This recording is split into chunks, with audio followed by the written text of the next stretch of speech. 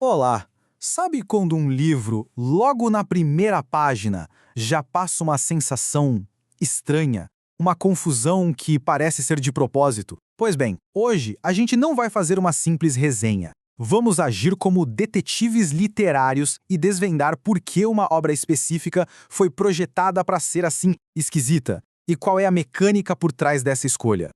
A própria obra já começa nos provocando com essa pergunta: o que acontece quando um livro lê você? E olha, isso é bem mais do que uma frase de efeito, é uma declaração de intenção. Essa ideia inverte completamente o jogo, né? Sugere que o texto não é um objeto passivo, mas sim um agente, algo que nos analisa e, quem sabe, até nos modifica. A leitura vira uma via de mão dupla.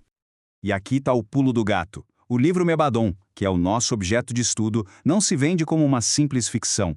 Ele se apresenta como um veículo para uma metodologia chamada literatura quântica. Então, o nosso foco aqui não vai ser o enredo, os personagens, mas sim a tecnologia literária por trás de tudo.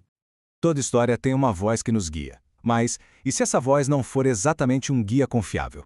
Nossa primeira parte da investigação vai focar exatamente nisso, no narrador. Quem é essa figura? E mais importante, qual seria a agenda oculta dele? É aqui que a estranheza do texto começa a fazer sentido. O que a gente descobre é que o autor assume um arquétipo bem específico, o do mago filósofo. A função dele não é só entreter. A proposta é usar ficção com símbolos e o que ele chama de engenharia cognitiva para despertar e expandir a consciência. Em outras palavras, a narrativa é uma ferramenta projetada para reconfigurar a mente de quem está lendo. Para entender a lógica do narrador, a gente precisa olhar para as premissas dele, para as ideias que estão operando por baixo dos panos. Ele parte do princípio de que a nossa razão pura é um filtro que mais limita do que ajuda, de que o nosso inconsciente pode sim ser reprogramado e que uma história pode funcionar quase como um software, sabe? Para driblar nossas defesas críticas. É uma visão de mundo bem particular que justifica toda essa abordagem diferente. E essa citação, vinda diretamente da fonte, só reforça que nada aqui é por acaso. A estranheza, a abordagem, tudo faz parte de uma missão declarada, quase um programa. A intenção é a base de todo método. Certo. Já entendemos a intenção por trás da voz do narrador.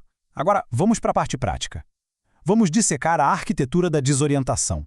Quais são as ferramentas que o autor usa na estrutura do texto para construir essa sensação de estranheza de propósito?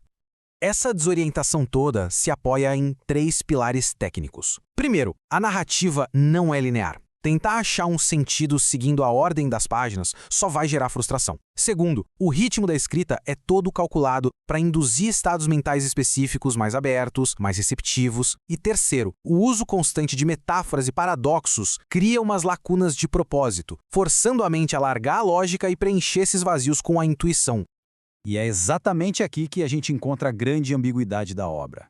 O propósito que o autor declara é super nobre, expandir a cognição, integrar razão e emoção, mas uma leitura mais crítica levanta uma outra possibilidade, talvez um pouco mais sombria. A de que o objetivo real é contornar o pensamento crítico para instalar um novo sistema de crenças. A desorientação serve para abrir a mente ou para deixá-la mais vulnerável. A técnica nos deixa exatamente nessa encruzilhada. É claro que uma abordagem dessas não é para todo mundo. A própria fonte define um público-alvo bem específico e, curiosamente, bem diverso. 1/4 de racionalistas, 1/4 de pensadores holísticos, além de filósofos e autodidatas.